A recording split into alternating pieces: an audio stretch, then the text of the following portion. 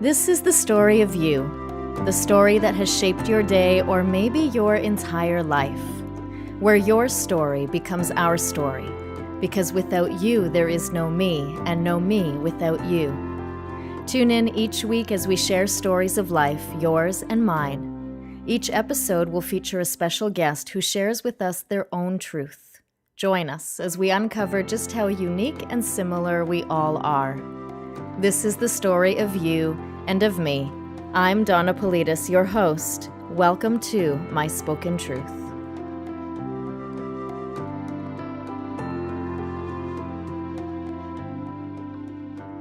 Hello, everybody. My name is Donna Politis, and I'm your host of My Spoken Truth.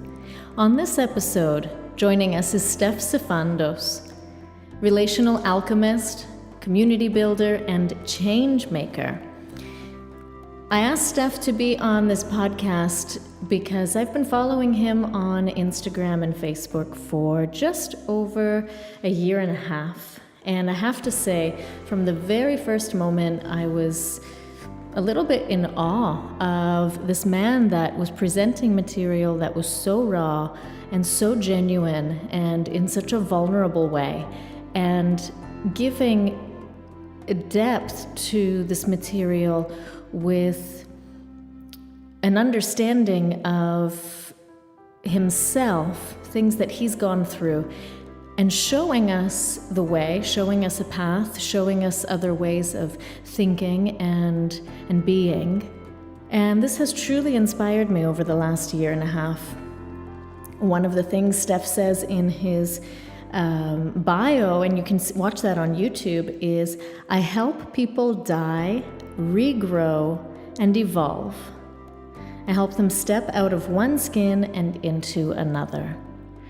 What a beautiful way to express the work that he does. We truly do need to step out of our own skin. We need to shed. We need to unveil ourselves to the truth of who we are. So I hope you get as much out of this podcast, as much out of this episode with Steph as I did. It was a real treat to have him on. Thank you so much, Steph Sifandos. So Steph, this is a real treat. Steph Sifandos, relational alchemist, community builder, change maker. I actually love the titles that you've given to yourself. Thank you. How did you come up with the title Relational Alchemist? Thank you for a warm welcome, Donna. I was I was at a point in my service, in my business, and I was thinking, I wasn't quite content with the title that I had. It didn't resonate. It wasn't quite where I wanted it to be. I can't even remember what it was, to be honest with you now. But I couldn't remember.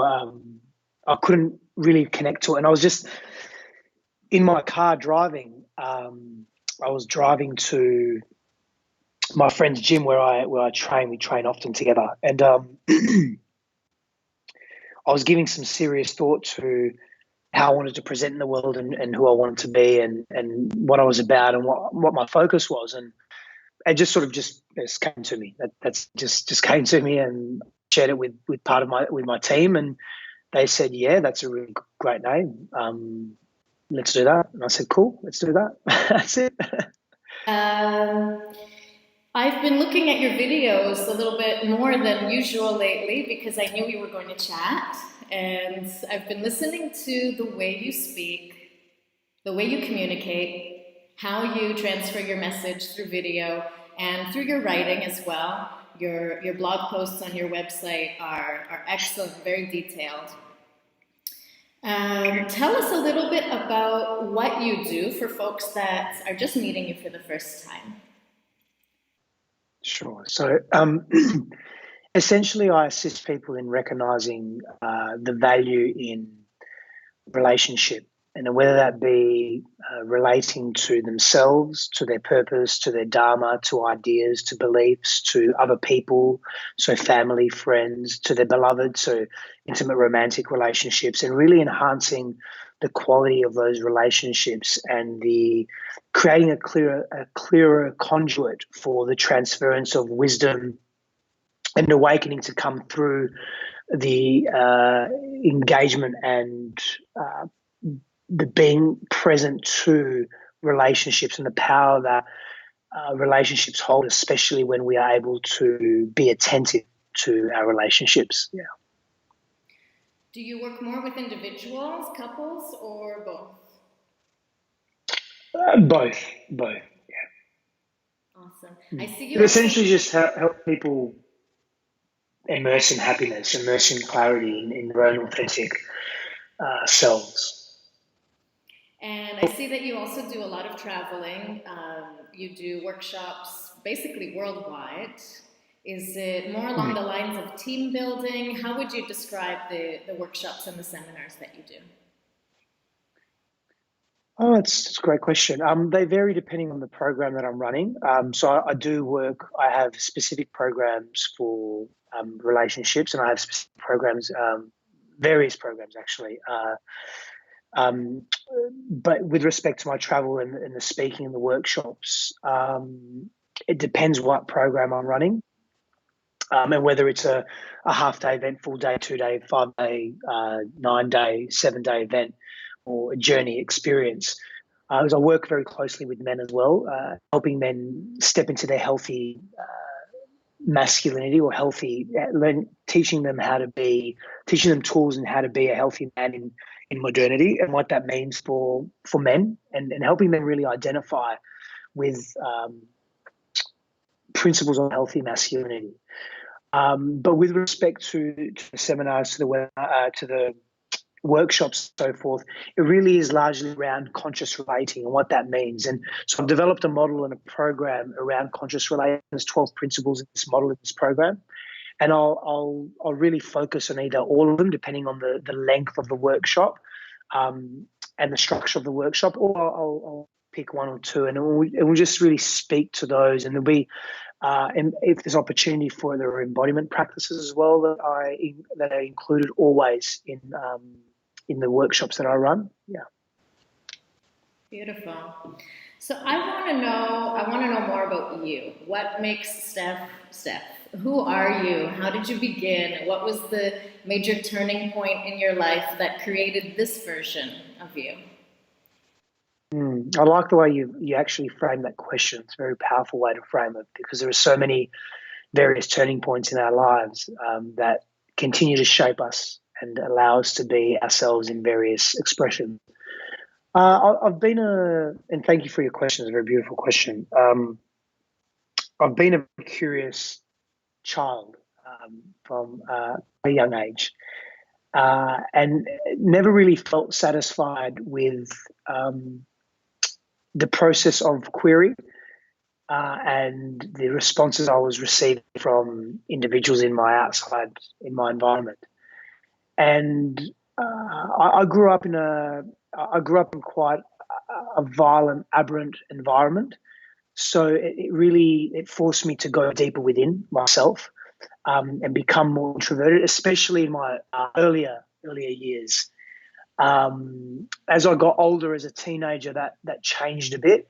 But especially my earlier years as a young child, I was quite introverted. So I didn't read extensively. I read a lot more now than I did when I was younger. But I reflect a great deal. I spent a lot of time on my own. I was isolated quite a lot.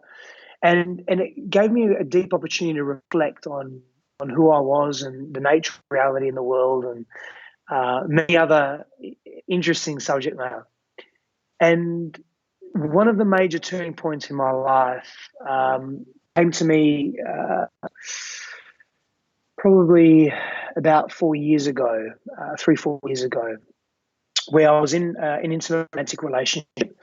And that relationship became unraveled. I was not in integrity in that relationship. I was dishonest to myself, dishonest to my partner at the time. And that relationship became a catalyst for me to really look at my life. And I came face to face with a fork in the road. And I had two choices: either continue the same path of ignorance and living in fear and disconnection from self and being incongruent in my behavior and my thoughts and all of that, or take a completely different path and journey and really explore the causality and the foundations of my behavior, the fundamental reasons for why I'm being the way I'm being and I'm living the life I'm living. And very blessed to have chosen the latter. And in that exploration, there was a very, very deeply profound time in my life, very painful, but deeply revelatory as well, and awakening and opening for me. And I was able to then really tap into and touch into these substructures of my own personality and my own way of being that had been with me for so many years, but I pushed them into being dormant and into the shadow aspect of self without looking at that. I allowed them to come up and be greater, healthier expressions of myself. So in short, that was a major one major turning point in my life, and gave me tremendous clarity and heart opening as well. And I was faced with many deep emotions as a man as well, being very much in my unhealthy male presence. To come into a healthier version of that and step into a healthy version of masculinity or male presence. There was so much. I could talk about this for quite some time. There was so many layers to that. I released so much. I had multiple ego deaths, so to speak, and multiple psycho-emotional deaths and shedding of the old and coming into new. And as we know, there's often great pain and fear rises to the surface when that arises and when that comes, and when we actively pursue that form of embodiment, that form of practice. And I'm very much committed to myself. And it was actually at that point where my resolve and my commitment to self became far stronger. And no matter what I was faced with, I would remain with that, and I would go as deep as what was necessary. And that's something that has remained with me and continues to grow stronger as well. And it may not serve everybody, but it serves me very well in terms of just organically being in integrity and also not fearing the unknown, not fearing the darkness, because I've come so spent intimate time with it on multiple occasions, and as many of us have, and it's a beautiful gift. You said something in a video post that you put up yesterday, or the day before during your travels. You were at the airport, and there was something in there about some folks wanting to continuously chase the sunshine. Someone else also put up on Facebook, either today, I saw it this morning, so within the last 24 hours, that we don't always need to be happy. So simple. We don't always need to be happy. And yet, there is so much pressure these days with all of this self-help out there, life coaching becoming as huge as it is. There is pressure to be continuously happy and joyful and to show others that you have your life in check and balance and I don't want to say compartmentalized, but that we are able to look at all aspects of ourselves and find joy and contentment. Ultimately, that is a wonderful goal, but we're humans. We're constantly in flux, daily, monthly, yearly. This pressure to be happy, how would you react to that? What would you say to that? Yeah, so initially, in my immediate response is that we can't and cannot and will not ever know any expression of happiness without understanding, knowing, having experienced contrast. We live in a realm and a reality of duality, so contrast is very important. And that the comment around chasing the sun was really it's an insight into the polarized nature of our greater collective, how we do not value the darker aspects of self or the darker aspects of the collective or society. They make us who we are. It's part of who we are. It's how we relate to that that really defines our journey and our path and defines the quality of the life that we live and the lives that we live and the level of well-being that we experience and healthy attachment to self and self-awareness and self-care and self-compassion and self-love and all of those postures that lead us to be grander versions of ourselves. And that really essentially means that we're moving to a place of wholeness as opposed to a place of fracture. So to be completely happy all of the time, I think would be immensely boring. And I think we wouldn't have the beautiful contrast that we could experience from allowing life to not of course we're in mastery of ourselves and we have mastery of our faculties, but being in deeper mastery of ourselves in terms of when life occurs, as it occurs, and we have a response or reaction to life, is being with the discomfort of that response, because it's come to us for many reasons, some known, some unknown, most of them unknown. So what can we extract? What can we gain? What value can we experience from what we are moving through in order to gain greater wisdom of self, in order to be of greater value to our own journey and that of others? And just to have greater insight, to then develop and cultivate deeper learning tools and healthy coping strategies for dealing with difficulty and pain, because it's a very organic, natural part of life. And to polarize that is to really just delay the inevitable. And it's waiting for the volcano to erupt, as opposed to just little bursts erupting every now and then that don't cause much damage, but we know that it's there. But when, like I've moved through very deep extremes, and then they're not pleasant. But the gift in that has been that I can recognize various layers and aspects of life differently now, with a greater proficiency and a greater understanding, because I've been through those volatile extremes. And not something that I recommend everybody go through. But it definitely has served me and served my path, especially the attention that I've placed on that path and on those experiences. That's everything. I mean, you can have two different people experiencing something very similar, and the person that is retrospective and introspective and reflective on their experiences is the person that will gain far more from someone that is just blind or just there, but not really there. I made a few notes while you were speaking earlier about the turning point in your life. I want to go back to that, if that's okay. So, sure, anything's okay.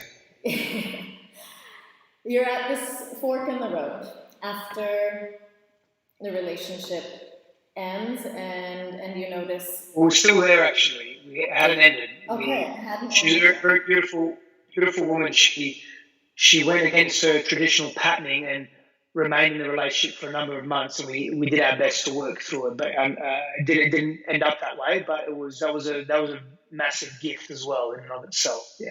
Absolutely. Sorry to interrupt you. Oh, that's all right. When you were faced with what I felt was like a fork in the road, you made a choice. I find folks that I've worked with, perhaps you see it in your work as well. It's when we're at this point, we haven't turned yet, we haven't pivoted yet. The pivot seems too scary. Change, we're fearful of change. It's a normal human emotion. How do you that's exactly what I want to touch on today. How do we actually pivot? How do we actually turn? How do we make that choice towards a new direction instead of self-catastrophizing or going into habitual behaviors that are actually destructive? But we could intellectualize it for quite some time, and there's definitely tools that can assist in that, like psycho-emotional cognitive tools that can assist in taking the plunge into pivoting and into moving into that direction. Essentially, a big part of it is the pain of not pivoting needs to outweigh the pain of pivoting at some point. And a lot of it is hypothesized because we don't know the unknown. That's the whole point. That's why it's unknown, because we don't understand it. We don't know it. Therefore, we fear it because it's not familiar and it's not comfortable, and therefore it's not safe. So we just naturally move against what doesn't serve us, or what we feel may not serve us. For me, it was literally surrendering to the possibility of anything. So it was surrendering to the possibility of death. It was surrendering to the possibility of, like, physical death. It was surrendering to the possibility, because I knew that I would take myself to some pretty dark places, and I didn't know how I would cope with that. So I just had to say, well, if I die, then I die. And I know this might be like a taboo topic for many people, but this is the reality of the world that we live in. And many people experience this. That's why Sorry? I said that's exactly why I want to go there, because it may be taboo and people need Yeah, to explore this aspect yeah, of self. yeah, absolutely. Yeah, people see people. We're prima facie beings. Like we see people and we see them. They have their shit together. They have their stuff together. They're here. They're present. But we often don't know their stories and the layers behind that. And the reality is that we're so similar. Yes, we're different and we're beautifully unique, but we're so similar. Like this story carries nothing if no one can relate to it or resonate with it, because there's elements of the story that they have experienced themselves directly. And that's why you're asking me to share, because you know that it will relate to your audience. And that's what every interviewer does. That's what we do. We share story. That's how we connect and resonate to each other, through symbols and through story. So it's through the sharing of pain or joy or a particular emotion or a subset of emotions, whatever it may be. But for me, I made that decision to just surrender to any possibility, to anything, whether it be death, whether it be losing many of my primary peer groups, whether it be losing myself, um, behaving completely differently, looking at life differently, coming face to face with deeply entrenched fears that were making me feel like I was being annihilated every moment they came up, and then I would suppress them and oppress them within myself and move into behavior that was unhealthy. But I made the decision to not do that this time. So I knew that all of this was coming, and I just committed to the decision.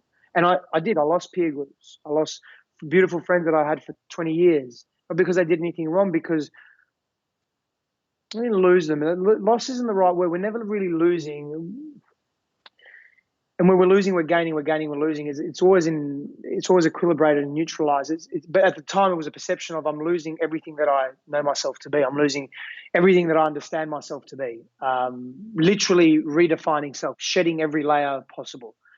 And I just made the decision to do it. At some point in time, there's no point in intellectualizing it. There's no, like, yes, there are tools, there are practices that we can engage in, i.e., quickest way to change your state, change your environment, and I started doing that. So place yourself in a healthy environment, connect to nature, uh, allow your vessel to be healthy, move your body, create positive brain chemicals that secrete and move through. Like these are tools and these are practices that we can engage in that can support our journey. But ultimately, we have to make the decision, and it has to come from here and here, and it has to be this simultaneous collapse and expansion that we just go forward and we don't look back.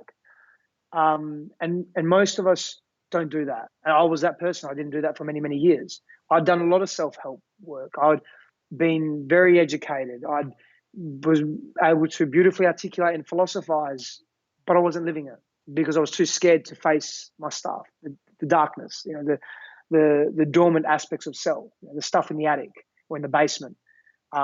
So until I made that decision, nothing really changed. And it's when I made that decision that abundance was the norm in my life. And when I say abundance, I'm not referring to financial abundance, although that was absolutely part of it. I'm talking about the abundance of feeling emotionally liberated and being able to communicate consciously and clearly and articulately and authentically and very real.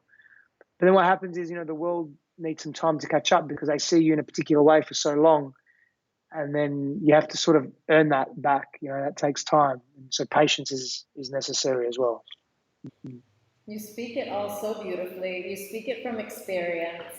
There is a brightness in your face. You're simply glowing. And one of the reasons I follow you is because you're vulnerable. You speak your truth. You share your truth, and I can resonate with that. I feel like I can trust you along the journey when I read your articles and I see your posts.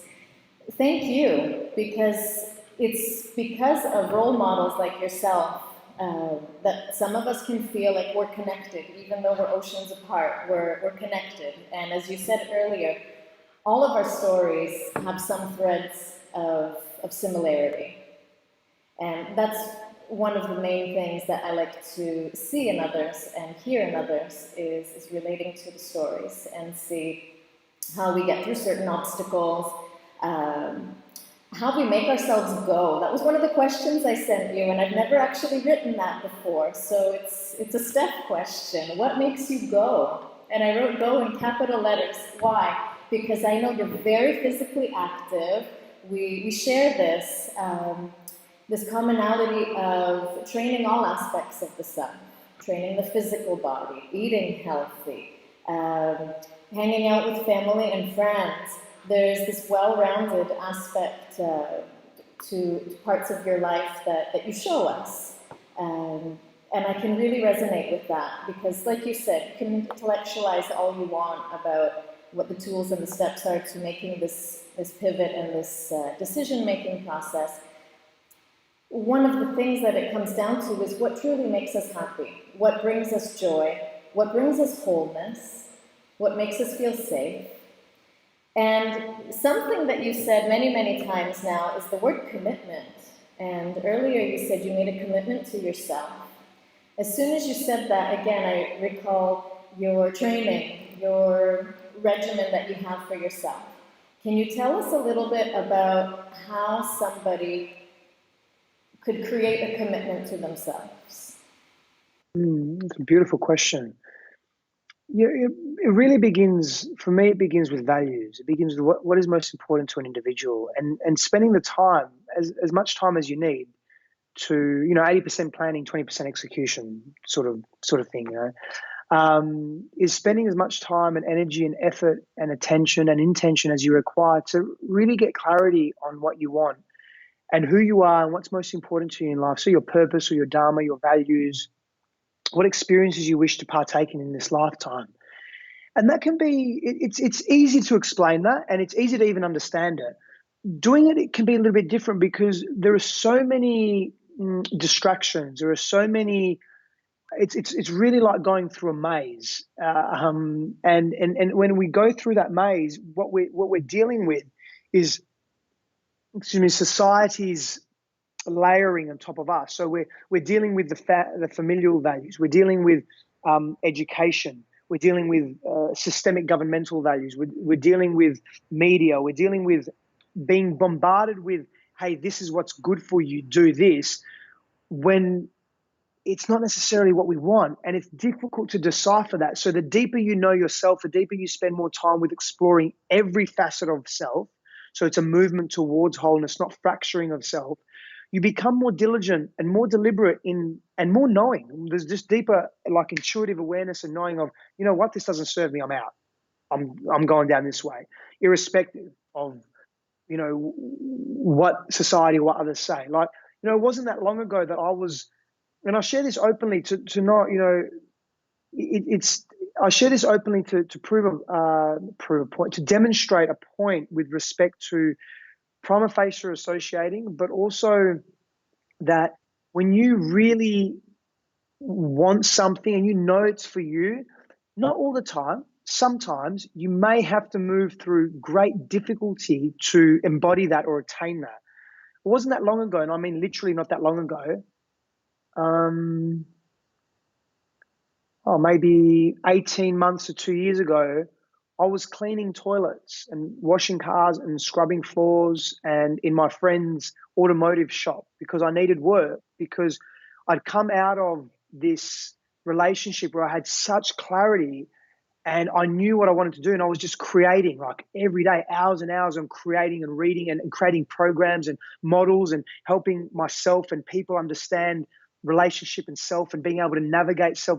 And if I'd got a full-time job, because what happened was I let everything go during that time where I was working deeply on myself. I let my businesses go. I got into debt. I was living off, that's another story, but it was, I just made a commitment to go deep into self. I was spending 6, 8, 10, 12 hours a day on personal development, personal growth, on me, and I let everything else go.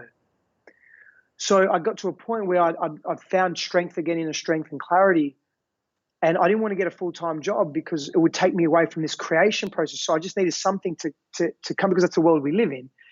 And it was very hard. That was another, like, I'm thinking to myself, I'm cleaning toilets, I've got degrees, I've got a master's degree, I've got this, I've got these ideas, I'm a man, I'm this, I'm that, like, what am I doing? And it really fucked my ego very hard. And I needed that. And it was good and it was very healthy. And I didn't do that for long, but long enough. And my point is that sometimes when you really want something and you know it's for you, there's deep, authentic alignment there, you do what needs to be done. Sometimes it takes a month, sometimes a year, sometimes 20 years. Ken Wilber, I don't know if you're familiar with Ken Wilber, he's an American philosopher and author. He's one of the greatest minds of our time, and it's not recognized yet. But mark my word, when he passes, probably everybody will realize how amazing he is. But he, PhD, very intelligent man, connected man, was washing dishes for 10 years whilst he was writing his books, and because it served him to do so. And I look to people like that, and many others, countless, that are living and pursuing and embodying what they are deeply inspired by. And no matter what, and they're consistently developing and cultivating a greater connection to self by doing so.